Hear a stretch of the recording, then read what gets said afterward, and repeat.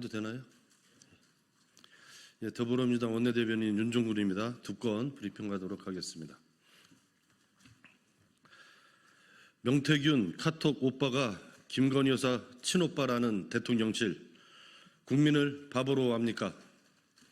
오늘은 대한민국 국민임을 한없이 부끄럽게 만든 하루입니다. 대통령실의 변명은 국민을 부끄럽게 만들었습니다. 윤석열 대통령이 무식한 오빠로 몰릴 위기에 처하자 대통령실이 득달같이 나서서 친오빠를 앞세웠습니다. 명품백을 받아도, 주가 조작 공범 정황이 드러나도, 공천에 개입하고 인사농단을 부려도 왜 대통령의 부인만 치해법권에 살고 있는지 제대로 된 한마디 해명이 없었습니다. 거짓 해명이라도 감지덕지 해야 합니까? 더욱이 변명도 너무 구차합니다. 그나마 친오빠가 있어서 다행입니다. 친오빠라도 없었다면 어느 오빠를 끌어와 또 다른 희생양으로 삼았을지 애처롭기까지 합니다.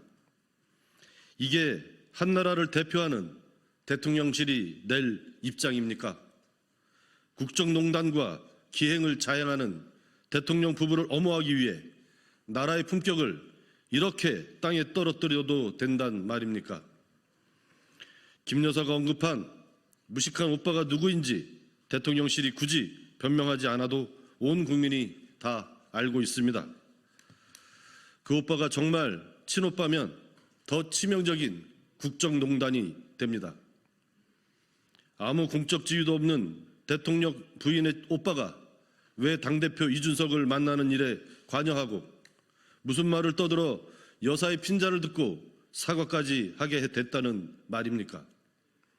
모든 진실이 만천하에 드러나고 있습니다.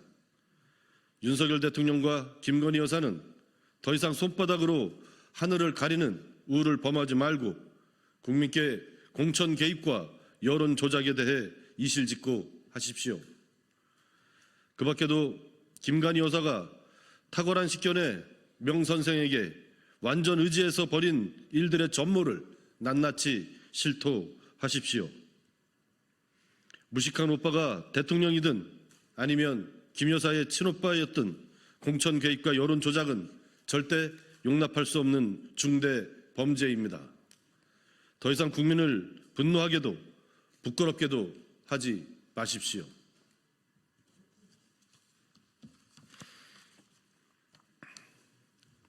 최재혁 대통령실 홍보기획관의 수상한 영전에도 황제 관람이 아니라는 말입니까?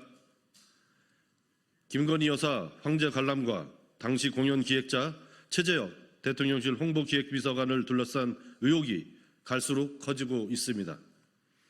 최 비서관이 2022년 KTV 방송기획관 선발 과정에서 서류심사 통과자 가운데 가장 낮은 점수를 받았는데도 면접에서 몰표를 받아 최종 낙점된 것으로 드러났습니다.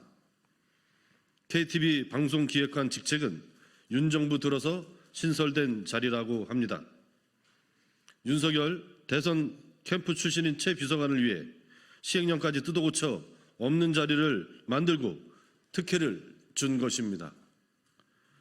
최 비서관이 KTV 방송기획관 시절 김 여사의 소록도병원 방문을 홍보하는 KTV 프로그램 제작에 관여한 것도 확인되었습니다.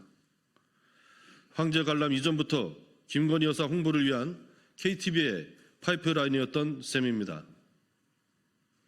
이후 최 씨는 대통령실 홍보기획 비서관으로 선임되었습니다. 이것이 우연의 일치입니까? 최 비서관은 애초부터 김 여사를 위해 일한 사람이었고 그날의 공연 역시 김 여사를 위한 공연이었다고 볼 수밖에 없습니다.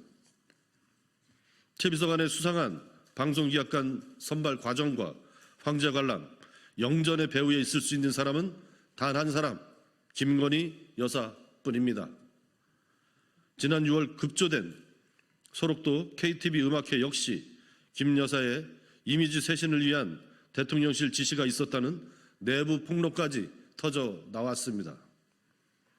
KTV도 이 정도인데 다른 곳은 어떻겠습니까? 김건희 여사가 국정에 손을 뻗치지 않은 곳이 있기는 한지 묻지 않을 수 없습니다. 대통령의 배우자라는 이유로 선출받지 않은 권력이 국정을 농단하고 전횡을 일삼았음이 각종 의혹을 통해 드러나고 있습니다. 김건희 여사가 도망칠 곳은 더 이상 없습니다. 더불어민주당은 황제 관람과 최재혁 비서관을 둘러싼 의혹은 물론이고 김건희 여사의 각종 국정농단 의혹들을 낱낱이 규명해 책임을 묻겠습니다.